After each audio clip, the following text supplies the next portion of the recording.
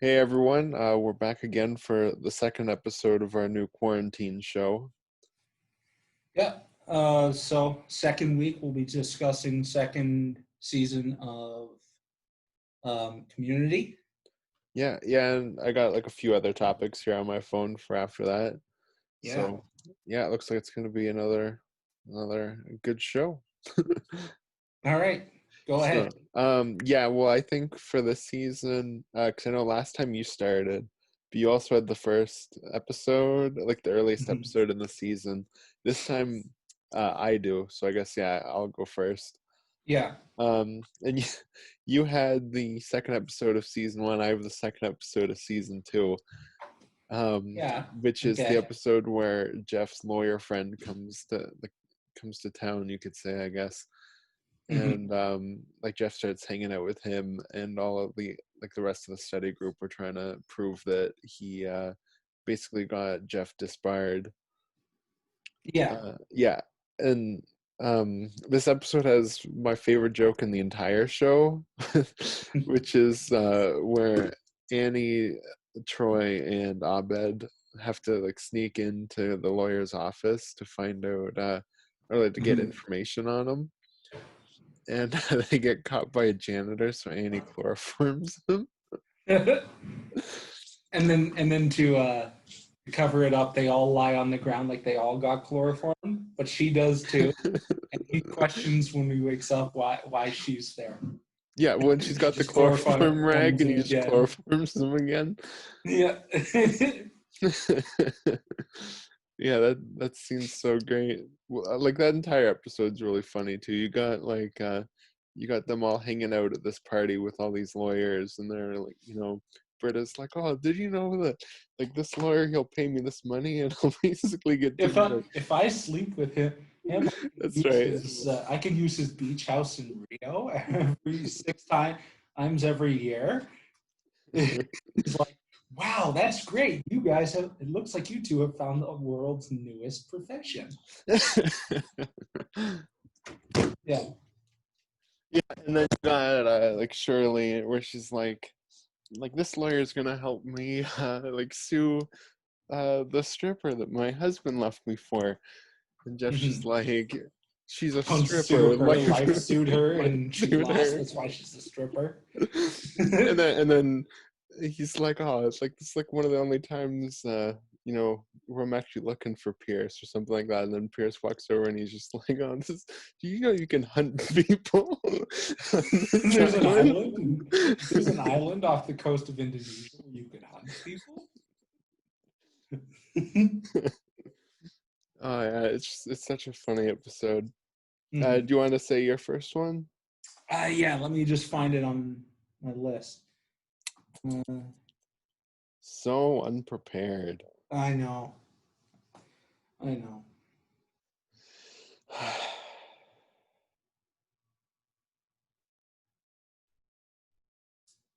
Okay. This is wonderful silence for the show. Wonderful silence. The episode where Pierce's mom dies. So that's also the one where Britta and Annie are raising money for the oil spill. That's where they set up Abed being able to deliver a baby. Yes, that's why I picked that. You told me about that. About it last show. Season 2.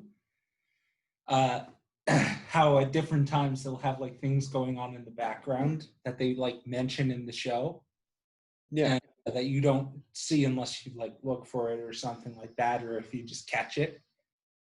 Yeah.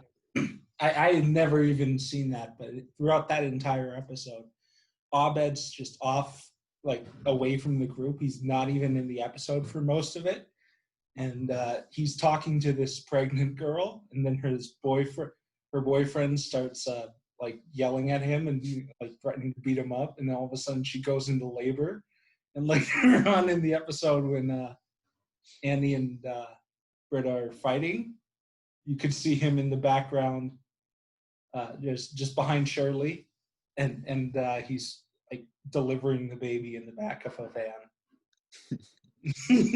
Well, and even just outside of that, like that episode's got some great stuff. Like you got Pierce and his or no, His no, bo- that's not that one, is it?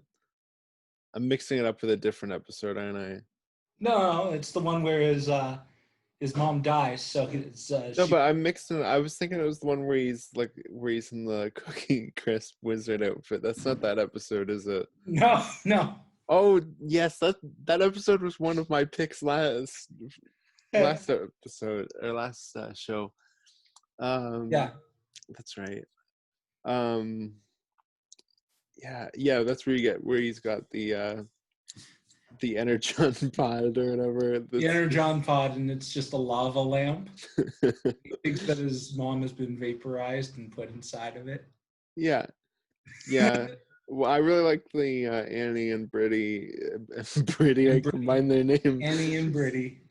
I Yeah. really like their subplot in that episode where they're raising money and like they both start like playing off of each other. Like Annie Yeah, acts like playing Britta their and own Britta start, sexuality yeah, in and order to get Britta money. starts acting like Annie and then Annie they start starts like that. oil wrestling. Yeah, they start oil wrestling. And then And they like make more money off that than they do off. yeah, because like people are giving them money just for like their sexuality more than the actual job. Yeah. Yeah, that's a great one. Yeah, I guess I'll go to my second episode, and I turned it off because I was waiting for you. There we go. Okay, so my next one is the presidential election episode, Yeah.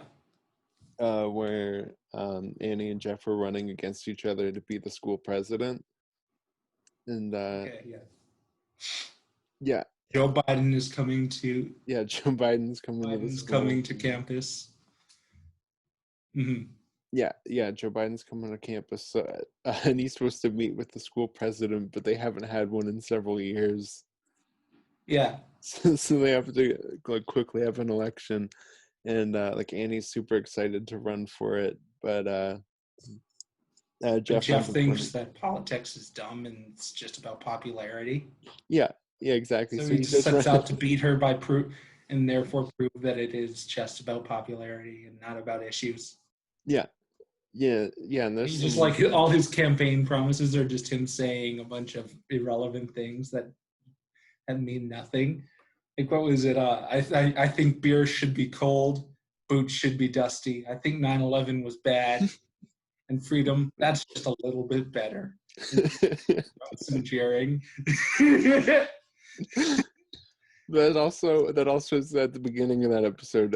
Pierce is running for president, just so that he can make fun of this girl Vicky because she wouldn't lend him a pencil one day.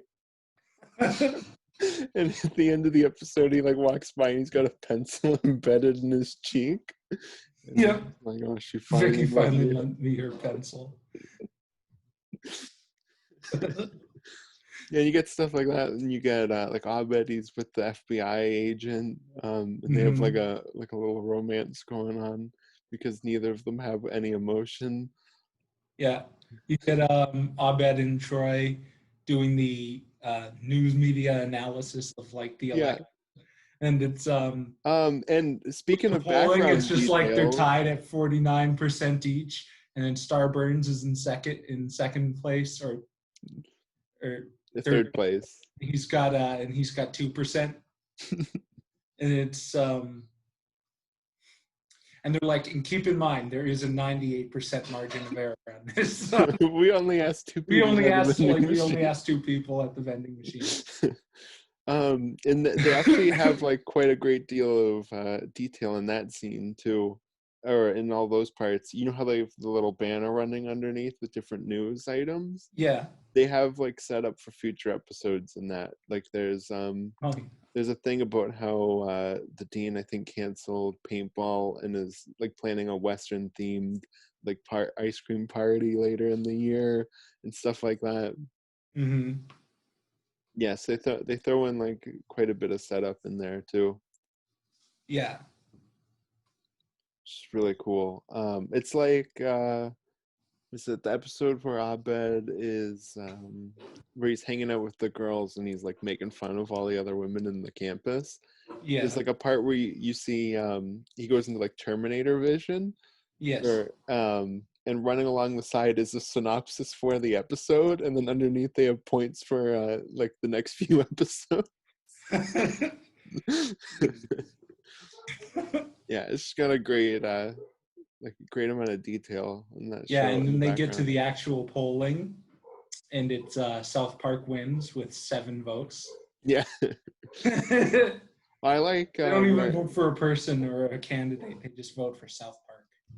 how Annie beats Jeff by playing his real world audition. Where it's him For the singing MTV Faith. Real World, yeah. Yeah, that's great. Do you want to say your second episode? My second episode that I chose was both the episode. It's the same episode, but it's basically like 2 different major storylines.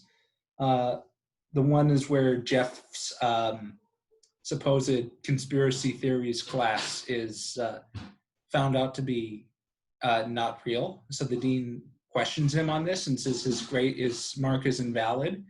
And then he shows him the office, and it turns out that the professor comes out of his office. It turns out the professor is real, Professor Professorson. And Yeah. he like made up credentials and like an ID and everything. Yeah, yeah, that's one of those episodes where it's like you don't know what's going on until like the end. Yeah. It's nuts. Yeah, and at the same time, what is it? I think it's like it's taking place at like the end of the semester. So like Abed and Troy go back to their dorm that they share, and they decide that they're going to build a blanket fort, but it just gets out of control, and they start like taking over like half the school with their blanket fort that they've turned into an actual like working city that they call Fluffy Town. And it has different like districts and everything, and it's got like a civil rights museum. Yeah. They're chasing the professor through the blanket fort, and he gets away from them. Don't worry, I know a shortcut through the Turkish district. They're all smoking like hookah pipes and everything. Yeah. They get blockaded by the Latvian Pride Parade. One of my favorite parts in that episode is where like Jeff and Annie are looking into the night school at Greendale, and then Jeff gets the call, and it's like he's like threatening them if they keep investigating into night school. Yes. And Annie's got like this diorama with this little car that drives by, and it like stops, and she's trying to start it. He like realizes it's gonna explode, so he tackles her to the ground, and it just kind of sparks a little. Yeah. Yeah, great episode. Yeah, no, it's a great one. So my third one is the Christmas episode, where they go into like full stop motion animation. Yeah. That episode, it's got like a lot of humor, but it also has a lot of heart in it, where it's all about like it has this fun idea with doing the stop motion animation, but it all is relevant to Abed's character and what he's going through, where he's really sad that his mom's not coming to watch all these old Christmas specials with him. So he like kind of like imagines this whole like scenario. Yeah, where he's stop motion. Yeah, stop motion. Yeah. Well, and it basically plays out like one of those old specials. You get like all these different songs and whatnot, and they go on like this adventure. But it's all like it's like a mix of like Rudolph, like the Red-Nosed Reindeer animation, and like Willy Wonka and the Chocolate Factory. Yeah. Like where every time they get like different people will get ejected from like from planet Abed, which is what they're on, and then like as he ejects them, he sings like a song about what their flaws are before he ejects them. So he kind of acts as like the Oompa Loompa. Yeah. Yeah. Yeah. Yeah, no, that's great. And then you get like the big song at the end where they all like come together to celebrate Christmas, and they all understand what Christmas is all about. Hmm. And I don't normally like Christmas like specials, so it's very rare for me to be the one to say that. Yeah. But I don't know. Um, That episode's it's just really good.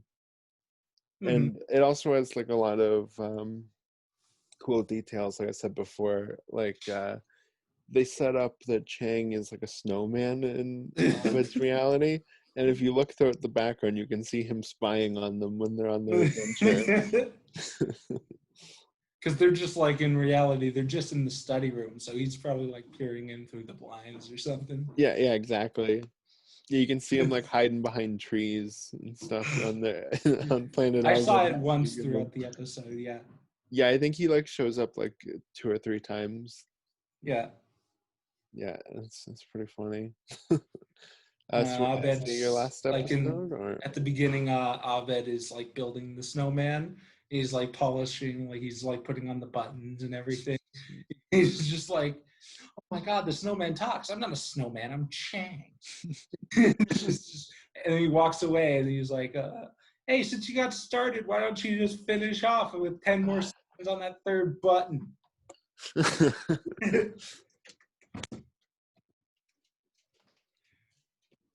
Yeah. Exactly. Yeah. Do you want to say your third episode? Yeah, my third episode, Pierce has just been admitted to the ER. Oh, the documentary episode. Yeah. Yes, Abed's filming a documentary. Uh, Pierce has been admitted to the ER. He's overdosed on pills, and it wiped him out. So he wants the group to think that he's dying, so that he can get back at them because they don't appreciate him enough. So he starts bequeathing them like different gifts to screw with them emotionally. um, Yeah. was it Shirley? He gives them a supposed recording of them shit talking her. But when she finally listens to it, it's just him trying to get her. Like, he has a secret recording device, and he's trying to get them to shit talk her. But they're like, "Don't stop trying to get us to shit talk her." And we know they're recording us with that flashing pen. Yeah, yeah, exactly. Which also is a detail that comes into play later on in the season. Yeah. Well, and then you get stuff like Annie, him giving her the crown that comes up in season Yeah, 5, yeah, gives her and her being his because favorite comes up every now and then too.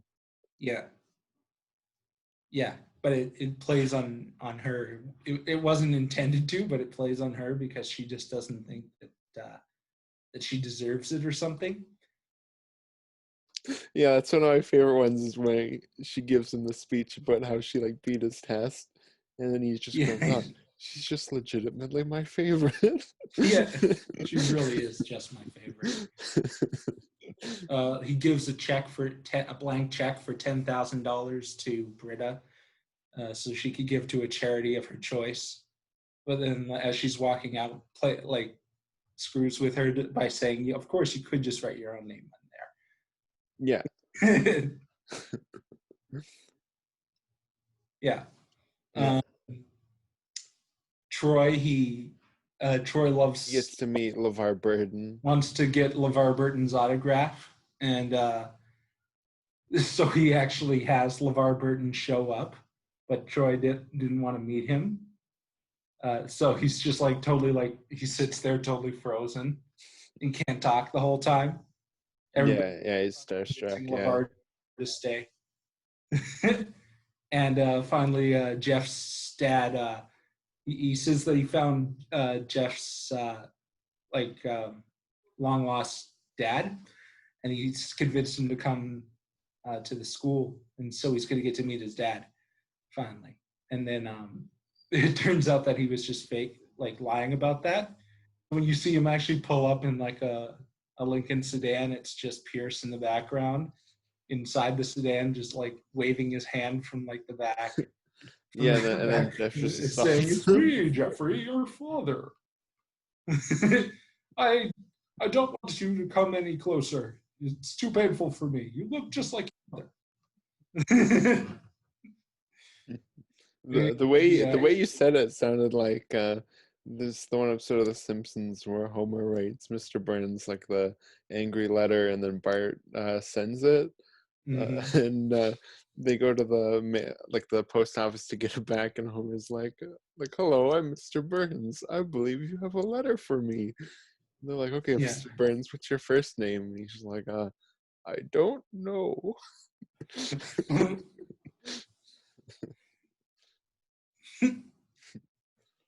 um, yeah, and then he chases him down, pulls Pierce out of the car and beats him. Yeah. I just realized one of my favorite episodes is in this season, and I completely forgot it.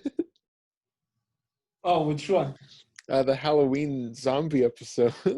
Oh yeah, But I don't know. This season and next season are probably the hardest to pick it episodes gets for. harder to pick. Yes, as it goes to seasons 2 and 3. Seasons 5 and 6 will be easy, but it'll be hard to get like different ones for us because like we'll Season 4 to come 6, up with three different I think will ones. be pretty easy.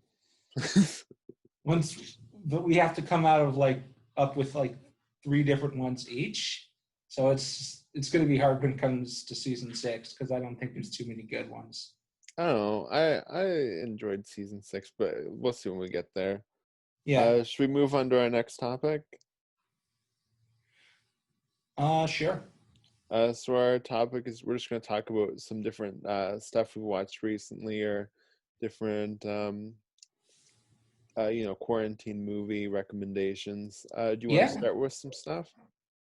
Well, one recommendation that's pretty obvious is The Lighthouse. If you can get that on, Well, it's on Amazon right now. you can get it on Amazon. Yeah. I Well, I have it mean, on like the DVD. streaming service. Yeah. Oh, it's on the streaming service too. Yeah, it's on Amazon streaming service. I just watched it the other day. Okay, because I got it on DVD back before the quarantine, so I have it physical copy of it. Yeah, I have it too, but I just watched it on there just out of convenience. Yeah, yeah. It's an obviously good movie for quarantine, uh, especially because it's just Dog freaking out over here. yeah. Yeah, no, The Lighthouse is really good. I think I still like The Witch better for Robert Eggers, but I think he's just a really good director right now. And, I personally prefer The Lighthouse. Yeah, no, fair enough. I'm interested to see though. He's doing a remake of Nosferatu. I'm interested to see how that turns out. Although I'm guessing it'll have to be called The Nosferatu in order to, fit in his filmography.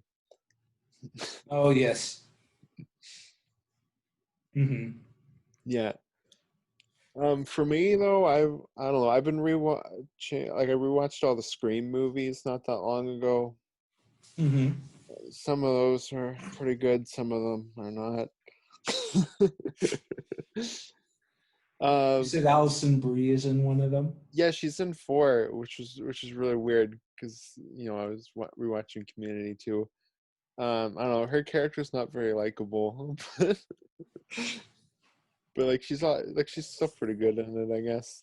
I don't know. She's like this kind of selfish like assistant, and she ends up being killed because it's a slasher movie, and they make unlikable characters to get killed. Yeah. Hmm? I was going to say another good thing to watch, or something that I've been watching, was the Sergio Leone movies. Yeah, which I've never seen. Yeah, the first one, Fistful of Dollars. That one was at its time critiqued for being basically a shot-for-shot remake of a Japanese film called Yojimbo. Isn't that kind of like isn't the Magnificent Seven like that too, where it's I Seven think so. Samurai? It is, yeah. And I think it's the same director, too. Oh, Yeah, what's the name of the guy who what's the film that inspired George Lucas to make Star Wars? isn't it Seven Samurai? Is it? Yeah, what's the name of the director again? Oh, I don't know. I can't think of it off the top of my head. Here, I'll look it up while you're talking. Okay, well, the first one is just like a shot-for-shot remake of a movie called Yojimbo, a Japanese movie. It got sued for that, actually. The director, Sergio Leone, got sued for basically copying it directly. It's Akira Kurosawa, Akira Kurosawa. I think he did right? it as well. Oh, okay, interesting. I didn't realize that. Yeah, they got sued over it. They got sued successfully over it. Yeah. So I don't know what they gave up in on the terms of losing the lawsuit. Um, Yeah, well, I know. I don't know. Maybe there's something in the credits or something. I know Terminator was sued by Harlan Ellison, and so there's a credit for his name in it now. I talked about that in I was just on Geek Evolution the other day doing a commentary on that movie, and we talked about it for a little bit. what happened? Like, how did they sue? What did they sue them for? For it being similar to one of his stories. Oh, okay. Yeah. And speaking of Terminator, I've also been not rewatching because I've never seen it before. Um, the Terminator Connor Chronicles. I Oh, just finished season 1 yesterday, and so how is that? it's really good so far. So the first day I watched it, I watched I think 3 episodes, and then last night I watched 7. So and I got to the okay, when you watch a season finale and there's like a Yeah, few minutes left and nothing like really crazy has happened and you're just kind of like this like there's gonna be a moment where like the shoe drops and just like everything's gonna go nuts, right? right. I don't know if you have that, but I do, and I had that with the season, and then like 5 seconds before it ends, it was like boom, and I look at the time, it's like 3 in the morning, and I'm like, God damn it, I need to watch the next episode. Yeah. Yeah, so I'm 1 episode into season 2. I watched the first episode last night and then went to bed. But Okay. it's really good. Um, it's fantastic. I'm worried that it's going to end on a cliffhanger because I know it gets canceled in season 2. But Yeah. yeah, hopefully it doesn't. I guess. I was also going to say too, though, I would suggest more or less obviously when you're talking about the Sergio Leone Western movies, the one that gets brought up the most is The Good, the Bad, and the Ugly. People tend to think that that's the most classic one, the best one, typically. I'd say the second one is extremely underrated. Was it for a few dollars more? That co-stars um, was it Clint Eastwood and both Clint Eastwood and Lee Van Cleef, who are also in The Good and the Bad and the Ugly. Mm. Lee Van Cleef played the bad guy in Good, the Bad, and the Ugly. He actually played a protagonist in the previous movie and a few dollars more. Badass character. He's amazing. Probably steals the show from Clint Eastwood. It's certainly a lot smaller in scale. The thing that is so likable about The Good, the Bad, and the Ugly is just how expansive and epic it is. It's 3 hours long, and it takes place, I guess, over like it takes place in the Civil War, and they get like they trek through basically all of Texas in it, Mhm. or what's supposed to be Texas. It's actually filmed in Spain, but yeah, they join the North Army at one point. They get they steal Southern Army like Confederate uniforms to sneak past enemy lines, and then at one point, and then they end up being caught by the North and put in a prison camp. Uh, it's far more expansive and epic than any of the other two movies, but I think just on story alone, the second one is extremely underrated, and could it stands up against it pretty well. Cool. Yeah.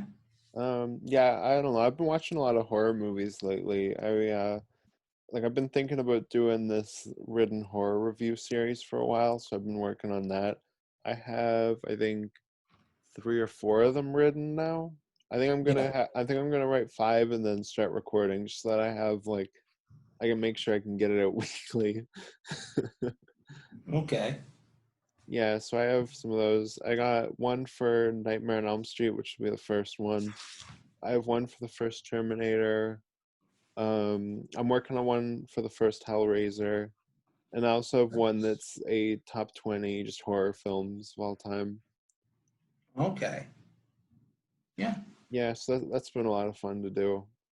And I'm hoping I'm gonna see maybe July or August. Maybe I'll start uploading them. Yeah. Okay. Yeah, Mm-hmm. yeah. So I've been mainly like I watched I watched The Leprechaun the other day. It's a great movie. Great. It stars Jennifer Aniston, the Did greatest you? actress of all time. And Well, then no, no. You have to see. You have to see Anaconda. That's the most inventive and creative. yeah, because that's what Roger Ebert said. Does that movie?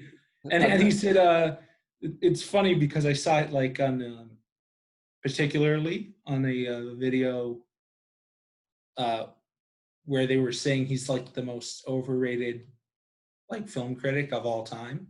He was a good writer, and he got and like his writing and his literature was good. Literary skills were good, so he got praised for that. Obviously, he got a what was it? I forget what the name of the prize. Pulitzer Prize for it Yeah. for his. Well, I don't know. I think with So he anything, got like we that, all have wacky opinions about certain things. but they just So like I go can't through really like harp on him for certain things like they that. go through like certain things like side by side, and one of them was Hellraiser. He said it was wildly uncreative, but then their next one and gave it 1 star, but their next one was Anaconda and said that that was like one of Whoa, the whoa, whoa, whoa, that would be like their next review. no, but like the next like they put those two side Oh, by but side they and put those. compared Okay, it yeah. just to say like he said this is bad because it's uncreative. This is good because it is creative. I don't know, And I've never seen Anaconda's Anaconda. creative, but but Does that movie? Hellraiser Oh,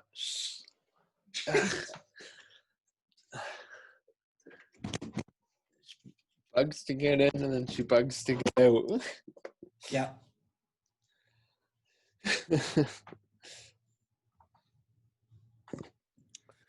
Yeah, I don't know. Have you ever seen Anaconda? I have not, but I hear that it's like I hear it's one of the worst ones, like one of the worst horror movies. Let's see, I want to. Well, it It's can't got be. like what is it? What's it got? Like Ice Cube and That's what I'm looking up. I'm like, does that movie Halo. star anybody? I have no Ice idea. Cube. I know it has Jennifer Halo. Lopez, Ice Jennifer Cube. Lopez. Oh, John Voight. I knew he was in that. Owen Wilson. Oh Jesus. Wow. This is quite a cast. It's like the worst possible cast for a horror movie.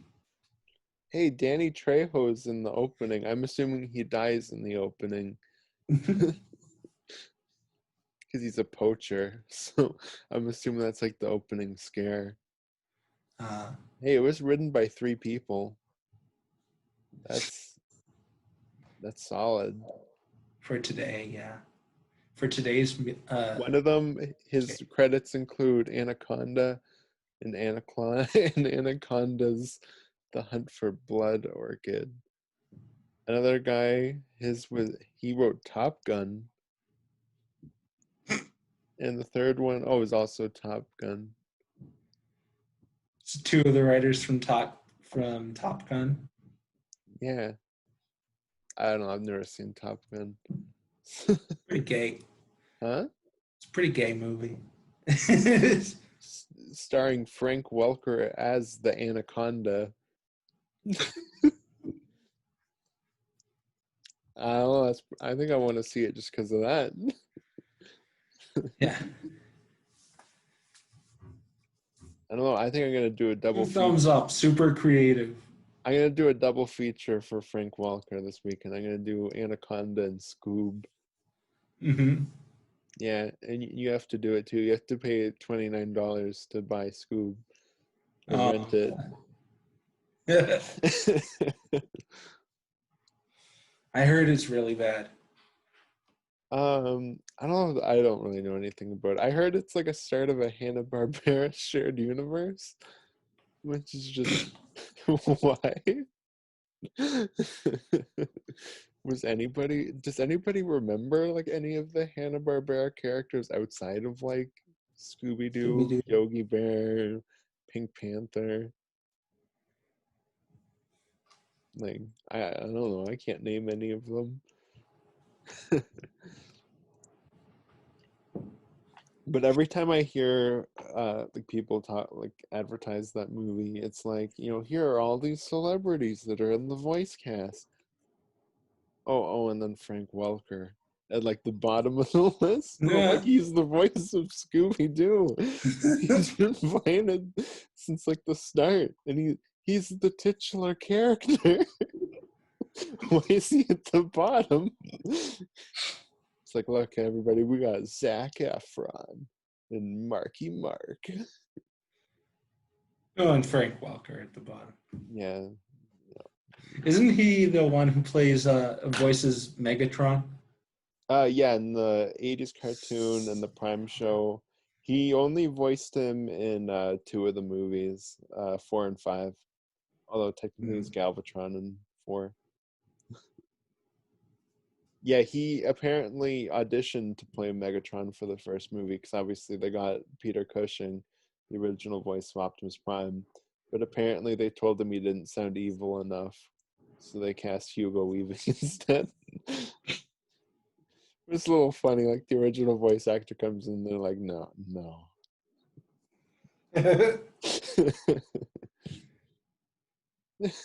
You Well, don't sound right. the funniest with him Casting people for to play Luke Skywalker, an older Luke Skywalker in a different like a different side movie, and then it's Mark Hamill comes into audition and they're like, nah, you don't look the they part. cast Clint Eastwood instead. Yeah. Are you feeling lucky, Natalie Kylo? Portman instead. He says while standing over his bed with a lightsaber. Go ahead. Make my day. I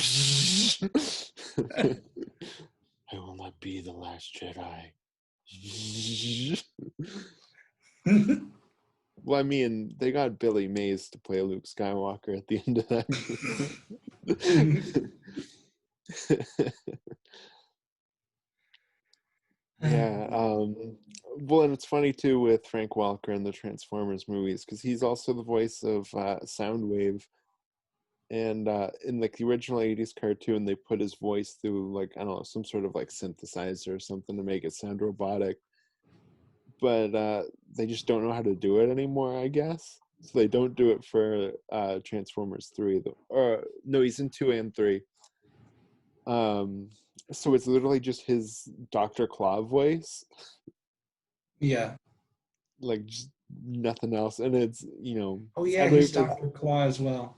yeah. Oh yeah, he's a bunch of different stuff.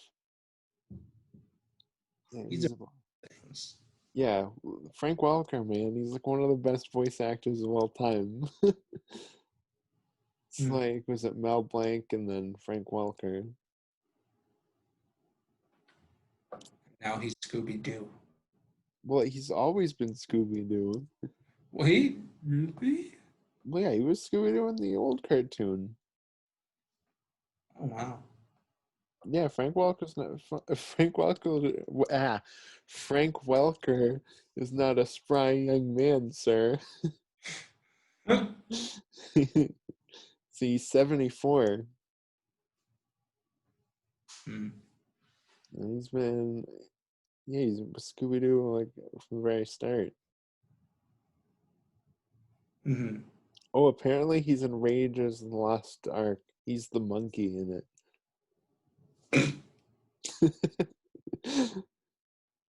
I don't know, Frank Welker is just kind of one of those guys that just kind of shows up in everything. It's just like little voices.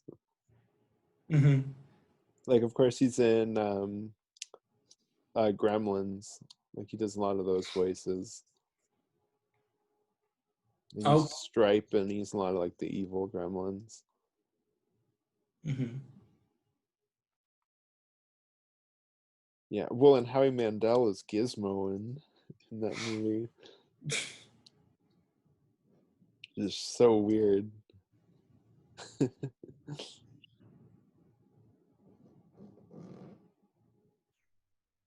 Let's see. I'm looking at his. Oh, he was also the monkey in the new Aladdin. Abu. Frank Welker? Yeah. Oh, you know what? He's probably Abu in the original. Let's see. What year did that movie come out? Um, let's see. Because it lists him as the Cave of Wonders too, and he's the Cave of Wonders in the original. Yeah, he's Abu in the original too. Mm. And he's the voice of the cave? Yeah, which one of those things you can kind of tell it, like it's like that Yeah. Dr. Claw type voice. Sounds very Dr. Claw. Yeah. Yeah, yeah, it's one of those ones you can always kind of pick I was out. always terrified by the voice of that as a kid. Welcome to the Cave of Wonders. You must find the diamond in the rough. That was my embarrassing attempt. I give that two thumbs Two up for thumbs being up. wildly creative. Yeah. I can agree with that one. I agree with myself. That's what I say. I often agree with the things that enter my head, with the thoughts. The things that come out of my mouth hole are things that I agree with. I often sit in my room and listen to the things that I think, and I just go, yeah. Well, that's very different. I often sit in my room and listen to Linkin Park and go, Okay then. crawling in my skin. Yeah, see those head banging tracks. Mhm. Yeah. Yeah. Well, I think we should probably wrap up soon because I gotta go for dinner Dinner. shortly. Yeah. All right. We So can this wrap will up be, now, actually. yeah, yeah. So it's a bit of a shorter show, I think, than we did last time, but we got started a bit late, but Yeah. it's all good. It's not like we're contractually obligated to hit a certain time every week. Yeah, I guess it's kind of like my fault. I No, apologize. no, it's all good. Yeah, It's I was just we I got was through most of what we were going to talk about, anyways. yeah, I was gonna I was working in was it on a farm today? So Mm. So Yeah, that's most of my day there. farm boy over here. I'm gonna turn into Yeah, Superman. I was supposed to go up at 11 o'clock and be back probably a little earlier, but No, yeah, it's all good. The only thing I wish I was should have watched an episode of Sarah Connor Chronicles while I was waiting. I was like, oh, I shouldn't watch one because like Brandon will be ready, and then no. yeah, oh well, I Yeah. know for next time. That's all All good. right. We'll bid you all adieu. Bye, everybody. Bye.